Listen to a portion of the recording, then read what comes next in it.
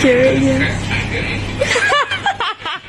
Terlihat di dalam video viral tersebut terlihat sepasang anak remaja yang sedang bercanda dan bermain-main di dalam minimarket.